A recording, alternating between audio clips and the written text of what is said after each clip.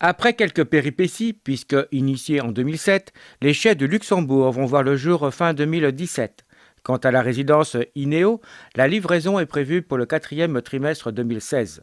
Le projet global propose 52 logements, dont 36 appartements, 11 maisons et 5 terrains.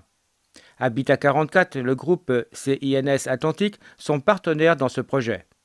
Pas de doute, Valette est une ville qui bouge. C'est un complément dont Valette a besoin, parce qu'on a également la création de logements sociaux, ce qui est important. Il y a aussi une mixité, puisque vous allez avoir des gens qui vont pouvoir avoir accès à la propriété. Et puis il y a un troisième dossier qu'on n'a pas trop évoqué là ce soir, mais qui est un complément sur une parcelle qui restait nue, qui sera l'incorporation dans ce site d'un foyer pour des jeunes actifs, donc qui est une sorte de bâtiment, hôtel un petit peu, pour permettre à des jeunes dans la recherche d'un premier emploi ou des jeunes apprentis de pouvoir éventuellement avoir un petit peu d'indépendance, sortir de chez eux et d'avoir leur petit appartement à loyer modéré. C'est vraiment de permettre à des jeunes, par exemple, style apprenti, de pouvoir sortir de chez lui, d'éviter de prendre sa mobilette pour aller au travail, de lui amener une conception entre guillemets d'appartement qui lui permet de se lancer dans la vie active, quoi. Voilà.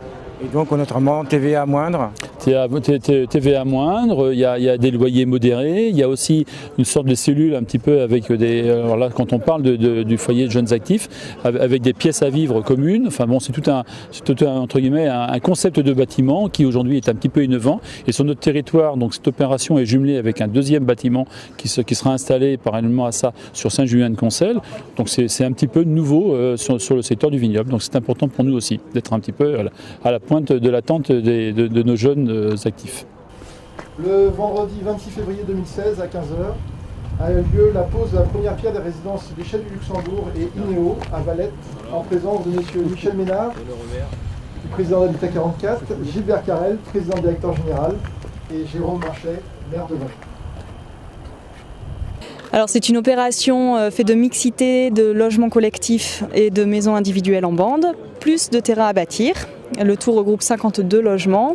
On est sur une entrée de ville où l'objectif a été de faire le lien avec le tissu pavillonnaire existant et où l'intérêt était de mailler au sein de la parcelle en créant une nouvelle voirie qui dessert l'ensemble de l'opération, du nord jusqu'au sud, avec un intérêt particulier à un épanelage respectueux des avoisinants, une sorte de courtoisie vis-à-vis du déjà là, et un objectif de cohérence d'ensemble, mais aussi de singularisation du logement à l'unité pour que chacun sache où il habite et puisse s'y reconnaître et s'approprier les lieux. 11 maisons, dont 6 en accession à la propriété, allant de 72 mètres carrés à 99 mètres carrés. Alors sur les maisons, on est sur des maisons donc en bande qui sont assemblées par 2, par 3 ou par 4. Chacune a son jardin privatif côté séjour et entrée privative avec petit jardin côté entrée à l'avant de la maison. On est sur des typologies qui vont du T3 jusqu'au T5.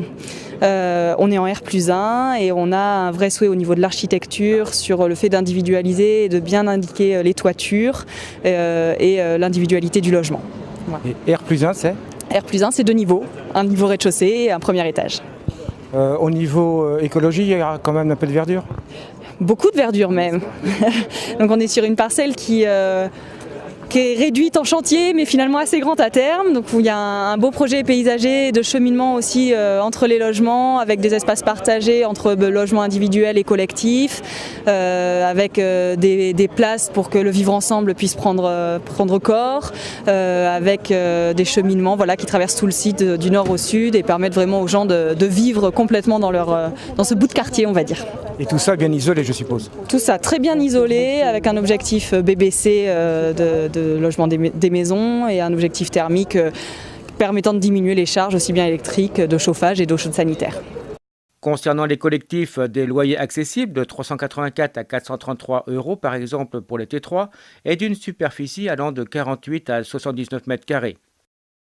Après les maisons individuelles, il y a donc 2 bâtiments collectifs qui rassemblent en tout 36 logements, qui sont des logements en R+3, donc rez-de-chaussée plus 3 niveaux, voilà, et qui s'organisent en logements traversant nord-sud, qui permettent aux logements finalement d'être très bien ventilés, d'avoir des espaces extérieurs généreux pour vivre dedans et dehors, et profiter comme ça pleinement d'un logement qualitatif, bien qu'en collectif, qui peut paraître parfois un point négatif pour certains, mais là l'intérêt était de proposer des logements aussi qualitatifs que les maisons individuelles dans la partie collective.